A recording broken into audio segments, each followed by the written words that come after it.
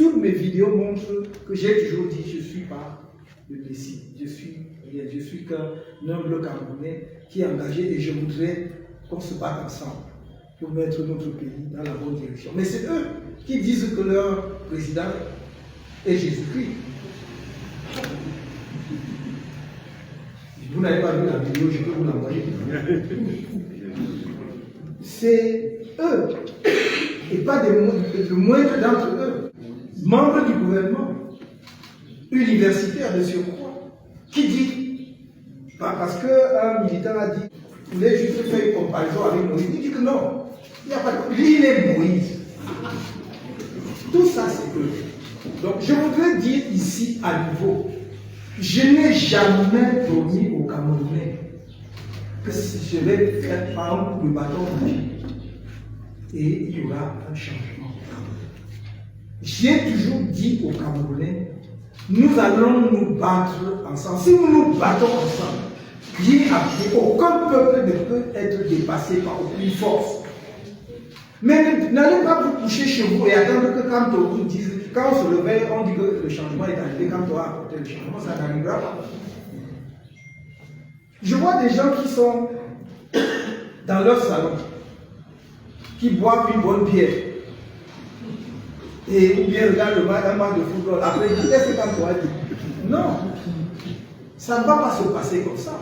C'est qu'est-ce que moi je veux, qu'est-ce que je dis, qu'est-ce qu'on fait ensemble. Ces affaires de fraude électorale, de fraude même sur les inscriptions, s'arrêteront automatiquement, très rapidement. Si les Camerounais qui se sont mobilisés, et je les en félicite encore, massivement pour s'inscrire, se dressent pour dire nous ne sommes pas inscrits pour que vous nous rejetiez les listes électorales. Nous nous sommes inscrits parce que nous voulons choisir nos dirigeants. Mais ne dites pas, oui, professeur, vous dénoncez, et puis quoi? Et puis rien.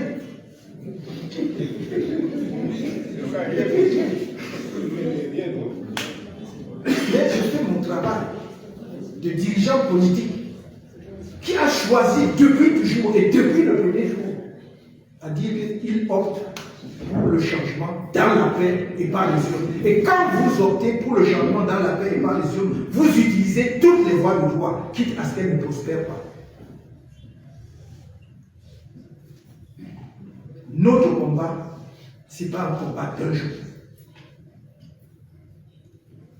C'est un combat qui peut trouver et qui doit trouver son accomplissement et son aboutissement l'année prochaine.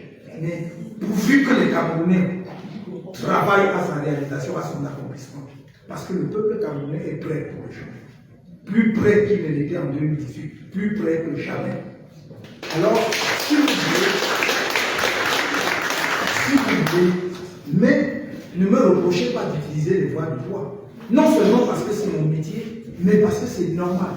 Pour quelqu'un qui croit que le changement peut se faire par les urnes. Tout ça, vous avez vu, il y a plein de nos compatriotes qui se moquent de moi, qui me regardent sur les réseaux sociaux. Certains disent même que je poursuis seulement le rôle de Foundi pour accompagner le LDC et qu'en réalité, je sais qu'on ne peut pas changer une dictature par la démocratie. Mais j'ai toujours dit, mes chers amis, mais que ceux qui croient qu'on peut changer par d'autres voies la proposent aux Camerounais. Où sont-ils? Pourquoi ils ne proposent pas ces voies-là? On attend qu'ils montrent que donc, quand tu as échoué, sa voie d'élection là, ça vaut rien. Voici notre voie. Mais je ne vois pas. Alors je vous dis et je vous le répète, je crois au changement dans la paix et par les urnes. Et il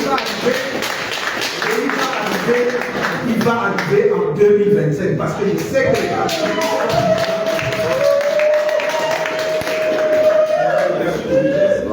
je te le dis en vérité, Yoda, je crois au changement dans la paix et par les urnes, Yoda. Je te le dis en vérité. Je crois au changement dans la paix et par les urnes. Bonjour les enfants, c'est papa. Mon mur est un asile... Allez, partage, commence à partager. Tu sais que ça va ramer, tu partages. Mon mur est un asile psychiatrique à ciel ouvert et ma salle d'attente est toujours bondée. Bienvenue à la clinique. Suivre un homme réaliste et intelligent et cohérent, c'est du pur bonheur. Avoir pour boss Pour moi, je parle de moi, je ne parle pas de vous. Chacun est dans sa logique. Quand ton boss est une pure cohérence et une pure logique, pour toi qui le suis, c'est un pur bonheur. Parce que tu sais que tu ne suis pas un dogme. Tu ne suis pas une illusion. Tu ne marches pas après Jésus. Tu ne marches pas après Jésus. Tu marches après un homme qui compte sur toi, au même titre que tu comptes sur lui. Parce que quand tu marches avec quelqu'un sur qui ne compte que sur toi, ou alors si tu marches avec quelqu'un qui ne compte que sur lui, et qui ne te demande même pas de compter sur toi-même, qui ne compte même pas sur toi-même pour t'en sortir dans ta propre vie, que celui-là te dérange. Si quelqu'un te dit un jour qu'il va t'apporter le changement dans ta vie, sans que cela passe par ton propre changement et ton propre action personnelle, c'est que celui-là est en train de t'embrouiller. Il te manque. C'est comme apporter du poisson à quelqu'un sans l'apprendre à pêcher pour qu'il aille pêcher lui-même. Le changement dans la paix et par les yeux, on a ceci de particulier, c'est que c'est le peuple qui est mis en avant pour opérer son propre changement. C'est ça. Les gens qui fuient le changement dans la paix et par les yeux, c'est parce qu'ils savent qu'en fait, c'est un changement qui impose la participation maximum et maximale du peuple. Le peuple, c'est lui le patron.